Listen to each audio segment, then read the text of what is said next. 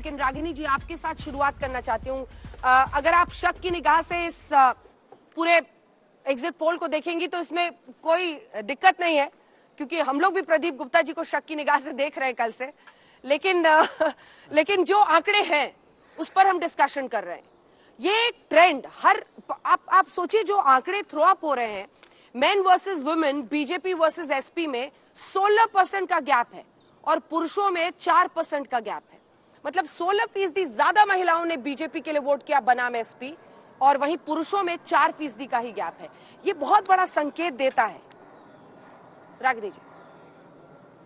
अंजना जी, राष्ट्रीय महिला दिवस, और मैं इस अवसर पर सबसे पहले तो आपको बधाई देना चाहती हूँ, आपको भी रागिनी जी, और आपकी दर्शक सभी महिलाओं, बेटियों, लड़कियों को बधाई देना चाहती हूँ, और समस्त देश की नारी शक्ति। चूंकि आज आपका मुद्दा भी महिला वोटर पर है, मैं इन पंक्तियों के साथ इस देश की नारी शक्ति को नमन करना चाहती हूँ कि साहस है पहचान जिसकी, मुश्किलों में जो ना हारी है, शक्ति का स्वरूप है जो, वो हिंदुस्तान की नारी है, और क्या नापोगे हद उसकी, वो बेहद है, वो गहरी है, उस पर प्रश्न उठाने वालों, वो लोकतंत्र की प्रहरी है।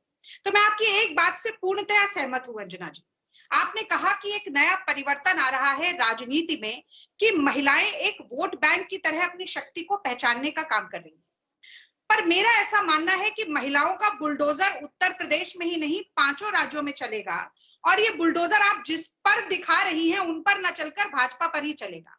और मैं ये भी कहना चाहती हूँ कि अक्सर ट्रेलर को देखकर अति उत्साहित और अति रोमांचित होने वाले व्यक्ति जब पूरी पिक्चर देखते हैं तो उनके हाथ सिर्फ मायूसी लगती है।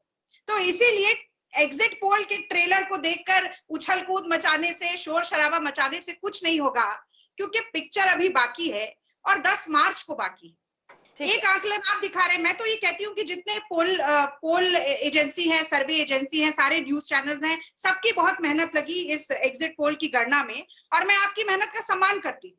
पर मैं इससे सहमत नहीं हूँ, क्योंकि एक आंकलन राजनीतिक दल का भी होता है।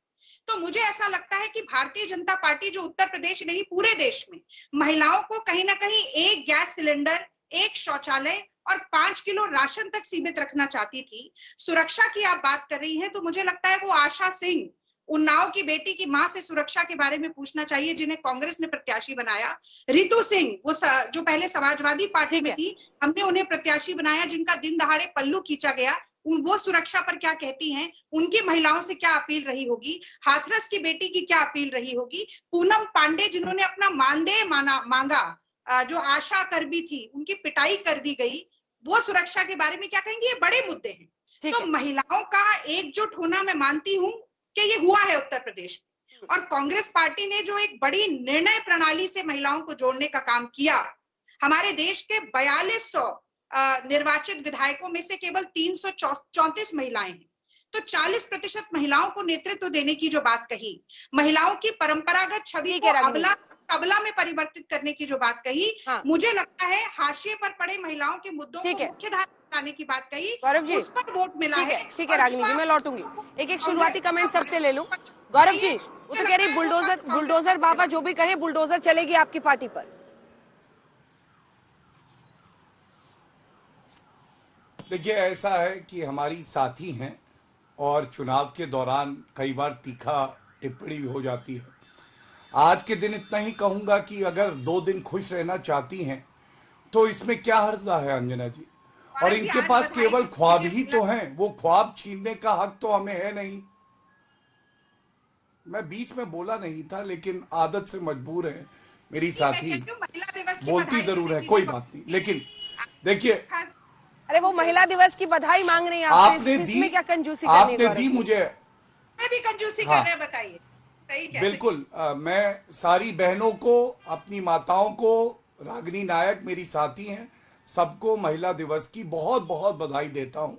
और इसमें कोई कंजूसी नहीं है, हम लोग कंजूस लोग हैं भी नहीं।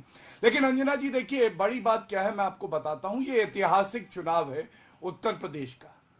3 दशक के बाद पहली बार ऐसा होगा कि एक पार्टी की दोबारा सरकार बनेगी और पूर्ण बहुमत से बनेगी। और आपने बिल्कुल सही कहा, प्रचंड बहुमत मिलेगा। और इसकी वजह क्या है? आज की ये जो चर्चा है ये महिला पे है, तो मैं एक बात कहूंगा। सबसे पहले हमारी माताएं और बहनें एक सुरक्षित जो है एनवायरनमेंट मांगती हैं, और वो सुनिश्चित किया है योगी आदित्यनाथ जी ने, गुंडा राज से राम राज तक।